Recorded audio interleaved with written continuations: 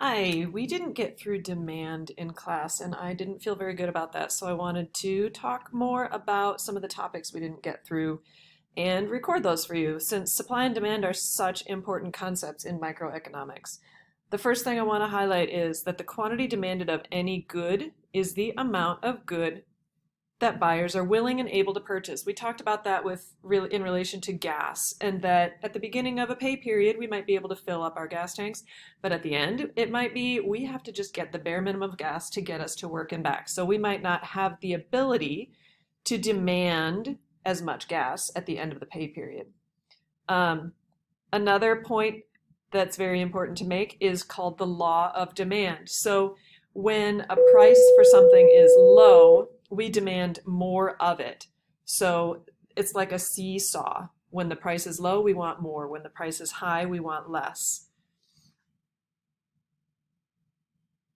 This talks more about that down here. As the price of the good increases, that opportunity cost also increases because you have to cut back on other goods. I referred to the demand schedule, which is on table 1. You have to flip back a little bit to get to that demand schedule. It's up here on page 12. A demand schedule, there's also one on page 11. A demand schedule is just a list of prices and a list of quantities, and then that turns into a graph called a demand curve. I bring this up because the demand curve is one of the things that ACDEC tests almost always talk about.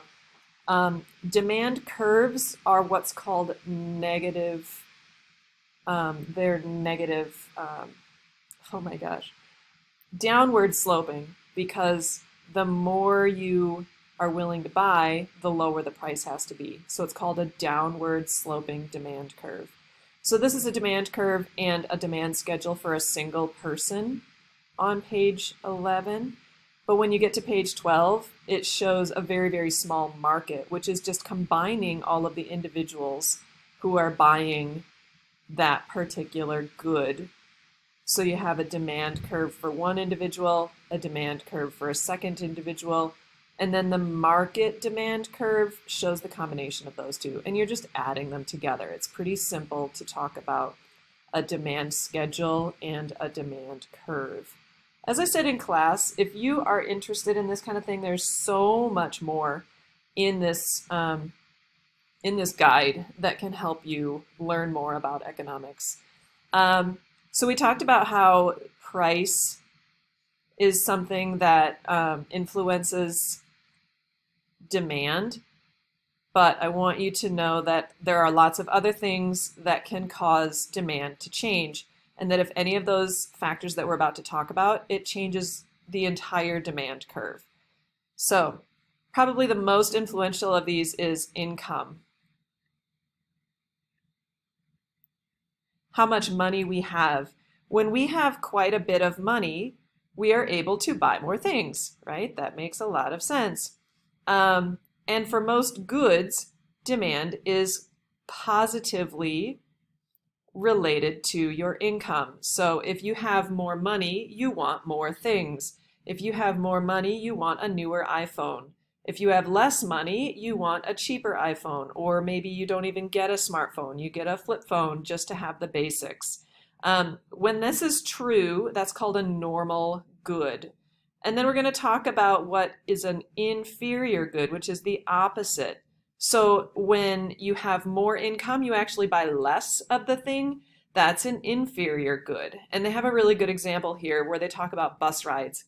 If you have higher income, you're less likely to buy a bus ticket because you're more likely to buy a car instead. So that's called an inferior good.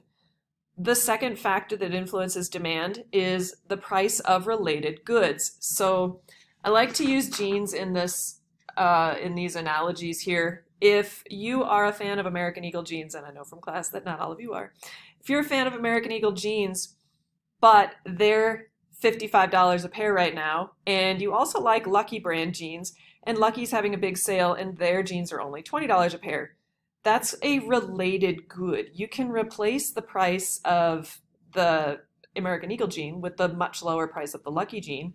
And then your demand for American Eagle jeans goes down, your demand for Lucky jeans goes up.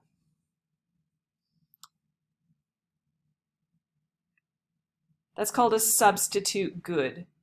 When the price of one when a lower price in one then also causes the reduction in demand of another, that's a substitute.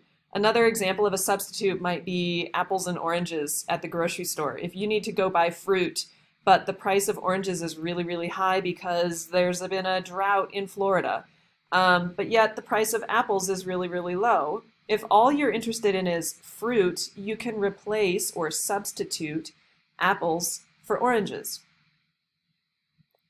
There's another good that I want to talk about here. This is a complement good.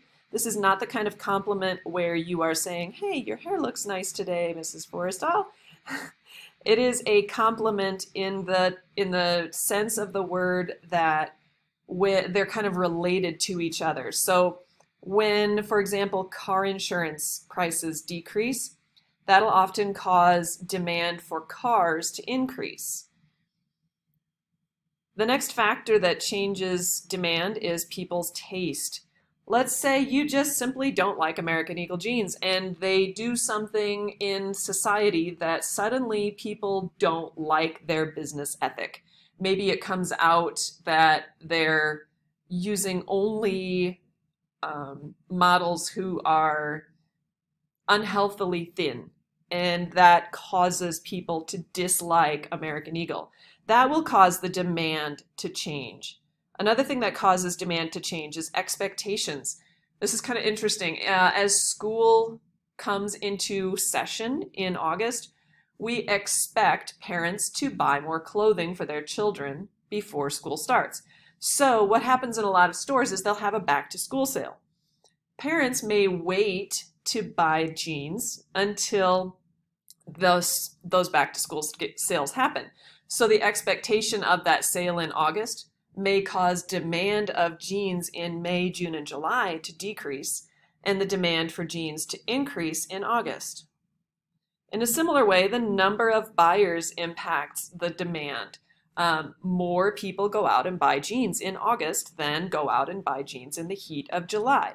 So there's more demand for long jeans in August. Perhaps there's more demand for shorts in July because there's more people buying them at that time.